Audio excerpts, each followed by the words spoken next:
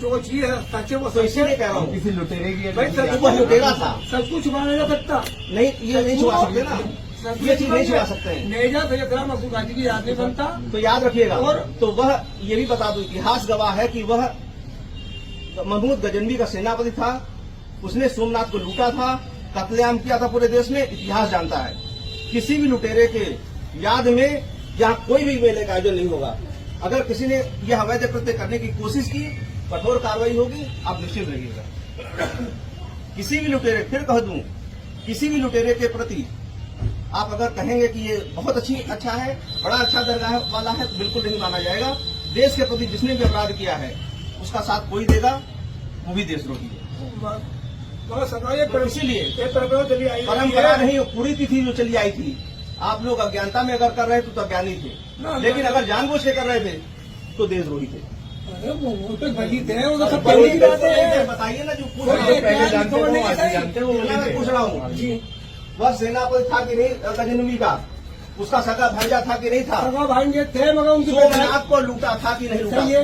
जब सोमनाथ को लूटा, आप भी कह रहे सही है, तो इस देश के प्रति उसने अपराध किया था। इस देश के प्रति अपराध करने वाले को कहीं भी बख्शा नहीं जाएगा, कोई नेजा नहीं गड़ेगा। एक बार बता दूं, सुनो क्या नेजा नहीं गड़ेगा तो नहीं गड़ेगा।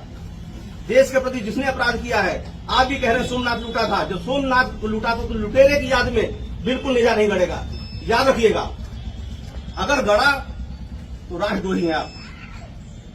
अगर देश के हैं, अगर इस देश के हैं, आप भी कह रहे हैं सोमनाथ को लूटा था, लुटेरी की याद में कैसे आप बना सकते हैं? बिल्कुल नहीं बनाएंगे। सर थोड़ी सी फिर भी बात सुन लीजिए सर। पहले सुनिए, बिल्कुल कह रहा हूँ, बिल्कुल नहीं होगा। ठीक है सर। फिर भी आपको लगता है कि नेजा कि राजा सुहेलदेव कौन थे? राजा सुहेलदेव बहराइच के राजा थे जो सन 1034 ईस्वी के समय काल में गाजी को मार गिराया था। 1034 में जब विदेशी तुर्क आक्रमणकारी सैयद सलार मसूद गाजी ने भारत में जिहाद छेड़ा था, तब राजा सुहेलदेव ने 21 राजाओं का संगठन बनाकर गाजी के 1.25 लाख सेनाओं का मुकाबला किया था और देश धर्म की रक्षा की थी। तभी से राजा सुहेलदेव पासी वहाँ के हवाओं में रचे बसे हैं। और इसी में एक कड़ी और भी जुड़ती है, वो है कसमंडी के राजपासी राजा कंस की। इनका नाम क्यों नहीं लिया जाता, बल्कि इनका शौर्य सुहेलदेव से कहीं अधिक था। सैयद सलार मसूद गाजी को लखनऊ में कदम रखते ही सबसे पहली लड़ाई राजा कंस से लड़नी पड़ी थी और इस विकट लड़ाई में राजपासी राजा कंस ने मसूद गाजी के साथ आए 2 हमलावर सैयद खातिम और हातिम को मार गिराया था। बाकी बचा मसूद गाजी को बाद में राजा सुहेलदेव ने मारा था। अब जितना सबूत राजा सुहेलदेव का मिलता है, उतना ही सबूत राजपासी राजा कंस का भी मिलता है, लेकिन उतना सम्मान राजा कंस को नहीं मिला जितना सम्मान सुहेलदेव को।